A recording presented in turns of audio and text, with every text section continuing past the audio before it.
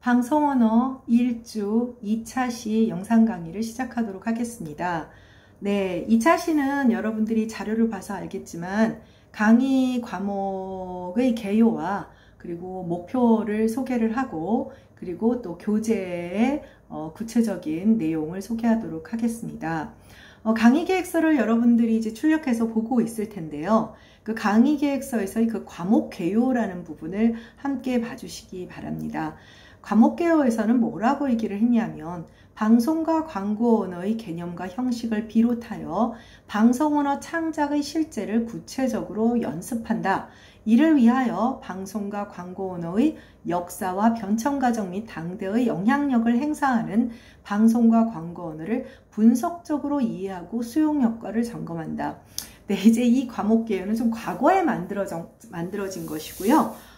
사실은 글쎄요, 만약에 지금 그 강좌명을 다시 바꿀 수 있다면 선생님 같은 경우는 미디어 언어라고 하겠어요. 미디어 언어라고 할 텐데 이제 방송 언어라는 그 표현만 하더라도 조금 글쎄요, 조금 이제 약간 한 10년 전쯤에 그런 그 한참 어떤 방송 언어 얘기가 나올 때 그런 표현이에요. 그리고 이제 고무렵에 이제 광고 카피가 굉장히, 그래서 그 국문과 학생들이 특히 광고 회사에 취직을 하거나 이런 일들이 있어서 그것이 이제 과목 개요에 수용이 되었는데, 이 과목 개요는 교수 개인이 막 바꿀 수 있는 게 아니에요. 그래서 전체적으로 그 교과목들을 점검할 때 전체적으로 바꾸는 것이 되다 보니까 이제 과목 개요를 보고 나는 지금 광고회사 가야 되는데 광고 카피 만들고 이런 거 하는 거 그런 과목이 아닐까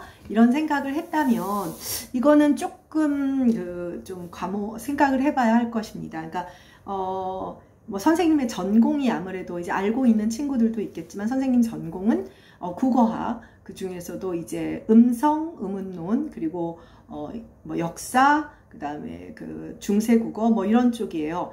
굳이 이제 방송 언어 쪽에서는 표준 발음이라든지 발음의 정확성, 올바른 언어, 규범적 언어 그런 쪽이 선생님의 전공과 더 가깝습니다. 그러니까 간단히 말해서 광고 카피를 만들어낼 만한 그런 기발한 창의성은 좀 없는 사람이에요. 전형적인 그런 그 순수 학문을 하는 사람이다 보니까.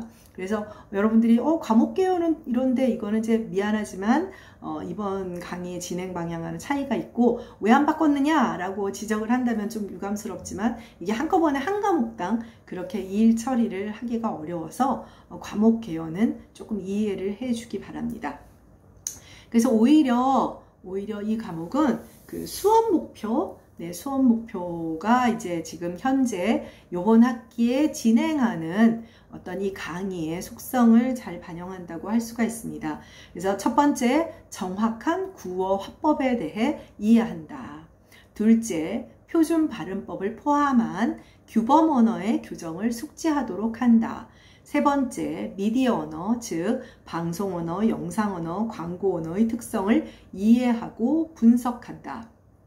그리고 언어 예절에 대해 이해한다. 이것이 이제 이번 특히 방송 언어라고 하는 사실은 약간의 좀 뭐랄까 너무너무 올드한, 선생님은 올드하다고 좀 느껴요. 올드한 그런 강좌명 때문에 여러분들이 조금 오해하지 않아. 물론 어떤 친구들은 그게 그 얘기 아닙니까? 라고 생각을 하겠지만 과목 개요는 분명히 광고 언어가 굉장히 크게 부각이 되고 마치 광고 카피를 만드는 것을 배우는 것처럼 그렇게 되는데 그거는 아닙니다. 그러니까 어떻게 보면 그 전 단계라고 할 수가 있죠. 우리가 시인이 되기 위해서 시인의 시어에서 보이는 의도적 일탈 같은 것이 있죠. 일부러 비문법적으로 쓴다든지 시어에서 나타나는 방언적 사용이라든지, 그럼 그 시인이 일부러 문법을 왜곡해서 쓴다든지 방언을 사용하는 것은 시인이 그 한국어의 적법한 규범법을 몰라서 그러는 게 아니거든요. 오히려 알기 때문에 비틀어서 시적 효과를 내는 거잖아요. 그래서 말하자면 광고 카피의 그 농축된 표현의 묘미 이런 것들도 어찌 보면 그 전 단계에 있는 올바른 규범성, 한국어의 어떤 규범적인 화법이라든지 그거는 구어뿐 아니라 또 뭐 문어에서의 그런 어떤 사용법이라든지 이런 것들을 함께 공부를 한 다음에 이제 가능하지 않을까 해서 이건 오히려 좀 전 단계라고 할 수가 있습니다. 네, 선생님이 광고 카피까지 커버해 줬습니다. 물론 지금 교재를 이미 산 친구들은 알고 있겠지만 광고 얘기가 나와요. 광고 얘기가 나오고 또 그렇다고 해서 이 수업이 김경화 교수님 전공이 음성의문론이래, 중세국어래, 엄에 딱딱할 것이요, 이렇게 생각할 필요는 없습니다. 네, 과목의 성격에 따라서 이제 선생님이 대응을 하게 되는 것이니까요. 네, 1학기 때 한류와 언어도 해봤습니다. 선생님이 정말 고생했는데 학생들이 생각보다 좋게 좀 잘 반응해줘서 내가 이런 강의도 할 수 있구나, 이런 생각이 좀 들었어요. 많이 배웠습니다. 대중문화에 대해서 많이 배우고 그랬는데 방송 언어는 사실은 국어 국문학과 교수들이 오히려 국어학 하는 교수들이 많이 원래 사실은 그래서 방송 언어는 서울여대 선생님이 20년 전에 처음 왔을 때는 선생님이 강의를 했었고 더 어렸을 때 다른 학교에서도 시간 강의를 할 때 방송 언어는 이제 주로 그때는 뭐냐면 규범 언어를, 방송 언어는 이제 우리 뒤에 가서 3차 시에서 방송 언어의 그 방송 언어란 뭐냐라는 그런 개념을 여러분들이 살펴보게 되면 생각보다 이 방송 언어라고 하는 것은 규범성과 굉장히 밀접한 관련이 있습니다. 네, 그래서 이런 것들을 배우게 됩니다. 뭐 화법이 뭐냐, 말하는 법, 언어 예절. 사실 이제 우리 학교 학생들은 전반적으로 참 말을 예쁘게 하는 편이에요. 그걸 어떻게 하냐고요? 우연히 학생회가 누리관에 화장실 같은데 요즘은 우리 학생들을 정말 볼 수도 없지만 이렇게 어떤 칸에 들어가잖아요. 그러면 학생들이 누가 있는지 모르니까 이제 교수님을 욕을 하거나 이런 데 보면 험한 말 하는 친구들이 정말 없어요. 내가 우리 학생들한테도 늘 하는 말이 욕을 해도 어떤 그런 뭐랄까 수준이 있는 욕을 하는 것이 필요하다, 이런 얘기를 굉장히 많이 하는데, 요번에 이제 선생님이 이제 여러 가지 회의에 들어갔는데 이제 학생들의 강의 평가에서 이제 주관식 강의 평가에서 이제 그런 것들을 확인해서 통계 처리를 하고, 그럼 교수님들이 어떤 부분을 수정을 해야 되고 이런 것들을 해야 되잖아요. 근데 제일 많이 나왔던 그런 키워드가 교수님이래요. 근데 저는 정말 감동받았어요. 왜 그러냐면 사실은 강의 평가는 굉장히 대등한 관계에서, 그러니까 교수가 학생들을 평가하는 것과는 좀 다르죠. 대등한 관계에서 교수가 성실하지 않다, 교수가 말소리가 작다, 이렇게 쓸 수도 있는데 학생들이 전혀 익명으로 함에도 불구하고 교수님이라고 한다는 거는, 글쎄 우리 학생들이 교수님 세상에 저희들을 어떻게 봤길래 그런 거에 감동받으세요 라고 하지만, 사실 요즘에 여러 가지 우리가 TV 뉴스 같은 데서 보는 언어 사용의 실태를 보면 너무나 무례하고 간단히 말합시다, 무식한 표현들을 쓰죠. 정치하는 사람들, 나의 정치적 노선, 선생님 노선 같은 거 없습니다. 정치적 노선이 어느 쪽이든 간에 서로 지리 공방을 할 때도 상대방에게 윽박지르기가 먼저 한다든지, 거의 욕에 준하는, 정말 중고등학교 학생들이나 할 만한 그런 대화들이 여러 가지 국회의 위원회에서 오고 간다든지, 또 이런 것들을 보면 글쎄요, 참 여러분도 아마 많이 느꼈을 거예요. 아니, 우리가 흔히 하는 말 좀 뭐지? 어떻게 저렇게 표현하지? 그러니까 서로 다른 의견을 가지고 비판을 하면서 타인의 견해를 수용하고, 이런 가운데서 민주주의도 성숙해지고 더 나은 해결안과 발전 방안이 나오는 것인데, 요즘에 그런 언어 사용들, 뉴스에서 볼 수 있는 소위 말해서 우리나라를 다스리는 이들, 다스린다는 말도 하고 싶지는 않지만 그런 이들의 언어 표현은 이런 어떤 그런 정치적인 성향을 가지고 있느냐의 문제를 떠나서 글쎄요, 너무나 수준이, 네, 무슨 뜻인지 이해를 하겠죠. 네, 그래서 올바른 언어 사용을 통해서 정당한 비판을 해야 상대도 그것을 수용하고, 그런데 올바르지 않은 언어를 사용해서 비판이 아닌 비난이 되어버리고 인신공격이 되어버리면 절대로 수용하고 싶지 않죠. 그쵸? 수용하고 싶지 않잖아요. 인간은 기본적으로 나를 욕하는 사람의 의견을 듣고 싶어 하지 않는답니다. 그래서 여러분들도 아마도 우리 서울여대 학생들은 교수님들을 그래서 잘 캐치한 것 같아. 그러니까 교수님들한테 좀 더 예절 있는 언어를 사용해서 교수님들이 강의를 개선하고 또 좀 더 성실하고 노력할 수 있도록 그렇게 강의 평가에서도 뭐랄까 예의 바른 표현들을 쓰지 않았나. 그래서 저희는 선생님들이 정말 고맙게 생각했어요. 아, 익명으로 쓰는데도 교수님이라고 하는구나. 네, 얘기가 쓸데없는 얘기가 길어졌습니다. 네, 그래서 그런 부분들까지 이제 다 포함을 하게 됩니다. 그러니까 간단히 말하면 방송 언어라고 하는 것은 기본적으로 규범성과 예절과 그런 어떤 표준에 근거하는 언어가 되어야 한다. 그래서 아마 이 중에 여러분들이 방송 언어를 신청한 많은 친구들이 나름대로 방송국이나 아나운서를 꿈꾸고 있는 친구들이 많지 않을까 싶어요. 네.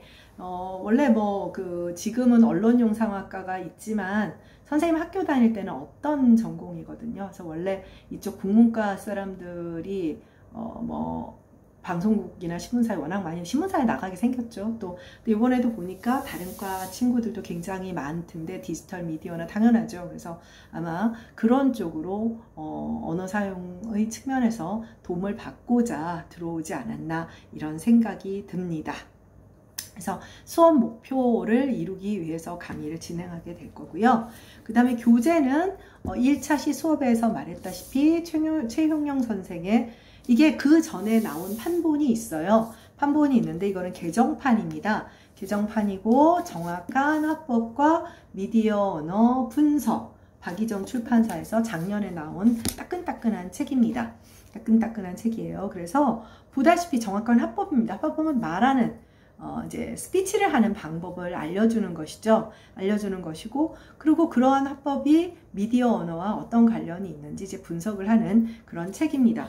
그래서 이 책은 일단 교재를 소개를 해야 여러분들이 이제 강의 전반이 어떻게 흘러갈 것인지를 알고 이거 내가 생각했던 것과 전혀 아니다라고 생각되는 친구들은 또 이제 수강 변경을 해야 되고, 또 어떤 친구들은 별 생각 안 하고 들어왔는데 이거 내가 생각한 그런 거랑 맞는 것 같구나 이런 생각을 하는 친구들도 있겠죠. 그래서 이 책의 이제 목차 부분을 보면요.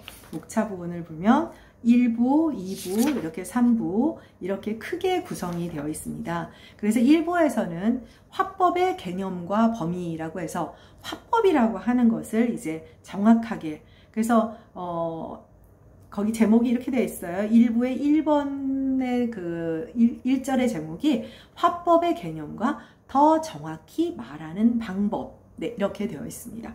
그리고 2부에서는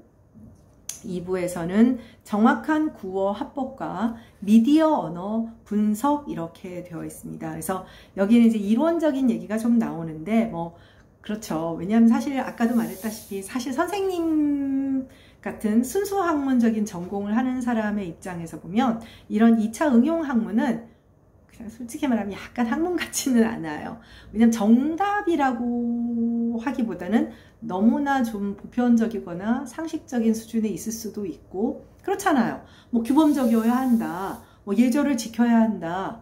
근데 그건 너무 당연한 거 아닌가요? 그런데 이제 순수 학문을 하는 사람의 경우에는 언어 예절을 지키기 위해서는 경어법이 필요하고, 그렇다면 경어법 범위는 몇 개의 등급으로 구분이 되고 이렇게 되게 되니까요. 그러니까 조금 다르죠. 근데 그러다 보니까 이제 2부에서는 대화의 경륜이라고 해서 조금 이론적인 얘기가 조금 들어가 있습니다. 선생님도 좀 생소한 얘기지만 함께 같이 공부해 보도록 하고요. 그래서 2부에서는 대화를 하는 그런 기본적인 그런 경륜도 알려주고, 언어 예절, 그러니까 경어법이라든지 인사말이라든지 그런 것들을 소개하게 되고요. 그 다음에 미디어 언어 교정, 그러니까 국어 기본법이라든지 방송 심의라든지 영화 심의 같은 것들, 그러니까 심의의 과정, 그러니까 규범을 지켜야 하니까 그런 심의 과정들 같은 것들이 나오게 되잖아요. 이제 그런 것도 함께 살펴보게 됩니다. 그러면서 특히 구어, 이제 방송 언어는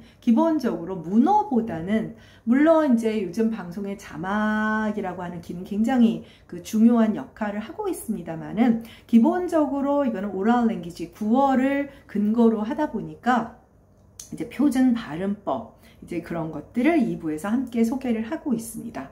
그 다음에 마지막 3부에서는 이제 문어 화법과 미디어 언어를 분석을 하는 거예요. 여기 이제 문어의 화법이라고 하는 것도 굉장히 중요하죠. 여러분들이 나한테 메일을 보낼 때랑 친구들하고 카톡방에 글을 쓸 때 절대로 같은 방식으로 쓰지는 않잖아요.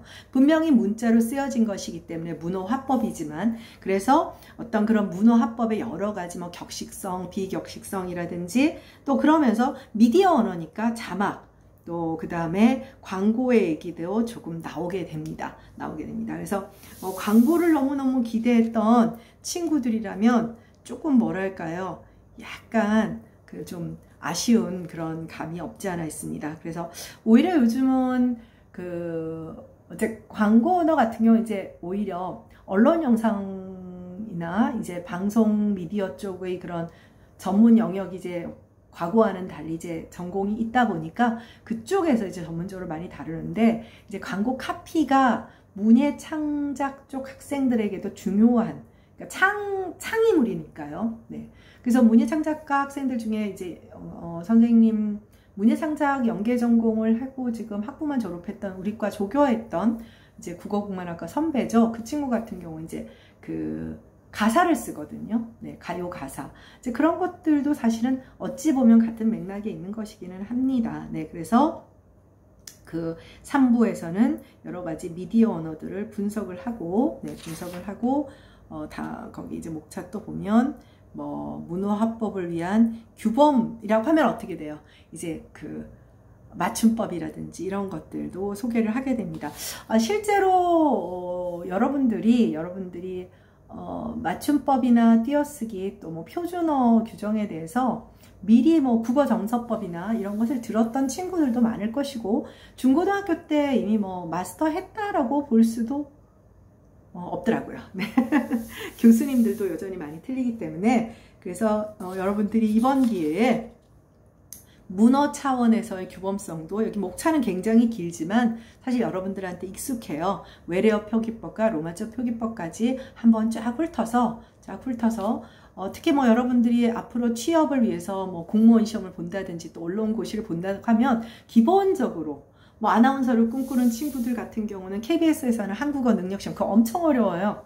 완전 틀리라고 어디서 자기도 알지 못하는 거 막 사전에서 다 찾아서 뽑아서 내는 그런 문제라서 그 뭐 아주 기본적인 것들이죠. 그래서 여기를 한번 정리를 하는 그런 챕터가 되겠습니다. 그러니까 간단히 말하면 1부에서는 화법이 뭔지를 배우고, 2부에서는 구어에 대한 그런 구어 화법과 규범이고, 3부는 문어 화법과 규범에 대해서 공부를 한다라고 생각을 하면 됩니다. 그 다음에 이제 부록에 보면 한글 맞춤법, 표준어 규정, 외래어 표기법, 로마자 표기법까지 있고, 표준어 언어 예절은 아마 생각보다 여러분들이 좀 미리 지금 공시라든지 뭐 공무원 시험, 뭐 언론고시, 여러 가지 어떤 대기업 시험 같은 것을 준비했던 친구들은 아마 언어 예절도 받겠지만, 좀 아마 재미있는 것들이 많아요. 뭐 상가에 가서 어떻게 하느냐, 또 뭐 뒤에 보면 몇 페이지에 있냐면요, 뒤에 부록 부분에 435페이지서부터 있거든요. 여러 가지 호칭이라든지 지칭이라든지 이런 것들 뭐 많습니다. 며느리에 대한 호칭. 호칭은 부르는 것이고요. 지칭은 가리키는 말이에요. 자, 여러분들이 나를 선생님 혹은 교수님 하고 얘기할 수 있죠. 그런데 이제 예를 들면 나한테 예를 들면 뭐라고 할까요? 우리 과에 이정택 선생님이 계신다 그러면은, 이정택 선생님께서 하면 그건 지칭어가 되는 것이죠. 그쵸? 그래서 호칭과 지칭은 차이가 있습니다. 그래서 그런 것들이 쫙 나와 있고요. 462페이지에 가보면 직장 사람들과 그 가족에 대해요. 뭐 이런 다양한 표현들까지도 지인에 대하여 이런 것들이 있습니다. 사실 이게, 알아두면 굉장히 뭐랄까 좀 도움이 되는 그런 것들입니다. 예를 들면 문상 같은 거 갈 때 여기 이제 맨 마지막 페이지 482페이지에 가면 문상하는 말 이런 것들이 있는데 우리는 문상을 하러 가서 차라리 말 안 하는 게 가장 좋아요. 그러니까 아주 밀접한 친밀한 관계, 돌아가신 고인도 알고, 그 다음에 지금 상주도 알고, 이런 경우가 아니면 사실 아무 말도 안 하고 문상을 하고, 선생님도 어릴 때 이게 순간 당황스럽더라고요. 또 국화꽃을 놔야 되는지 향을 피워야 되는지, 또 고인이 어떤 특정 종교를 믿었는지 믿지 않았는지에 따라서 절을 2번 해야 되는 건지 목례만 해야 되는 건지 사실 이거를 누가 알려주는 사람은 없거든요. 근데 이제 어쨌든 특히 문상에서는 이제 그런 거를 앞사람이 하는 걸 보고 이렇게 따라하면 되는데, 말이나 이런 태도 이런 것들은 참 굉장히 이제 직장 생활을 하다 보면 많이 접하게 되고, 그런 것들도 함께 공부해 보게 될 것 같습니다. 이런 거는 만약에 우리가 강의실에서 만났다면 강의실에서 한번 해보기도 하고 그랬으면 참 좋았을 텐데 그러지 못해서 너무 유감스러워요. 네. 그리고 여러분들이 여기에 이제 특히 한 가지 기억을 해야 할 것은 뭐냐면 이 교재 안에서 여러분들이 막 책을 보고 와 아무리 오픈북이지만 분량이 너무 많은 거 아니야? 그런 걱정을 하는 친구들이 있었을 거예요. 있었을 텐데, 책의 분량은 불호 이전에, 그러니까 참고문헌 빼고 245페이지 정도까지고요. 연습 문제는 안 할 거예요. 245페이지고 실제 페이지가 15페이지서부터 시작하기 때문에 선생님이 대충 정량적 계산을 해보니까 하루에 한 20페이지 정도 그러니까 한 주에 이제 우리가 15주지만 1주 지금 이제 워밍업하고 8주 중간고사 때문에 강의 진행 없고 그렇게 되고 15주 시험을 보면 3번이 빠지잖아요. 그러면은 12주만 이제 제대로 진행이 돼서 계산을 해봤더니 한 주에 한 20페이지 정도 진행을 하게 되면 될 것 같고, 여러분들이 좀 미리 공부를 조금 하고 별로 어려운 얘기 많지 않기 때문에 읽어온다면 훨씬 더 쉽고 재미있지 않을까 하는 생각이 듭니다. 생각이 들어서 일단 이렇게 소개를 하도록 하겠습니다. 네. 자, 2차 시는 지금 강의 과목의 개요와 목표 그리고 교재에 대한 소개를 하였습니다. 네, 그러면 3차 시에서 만나도록 하겠습니다. 수고했습니다.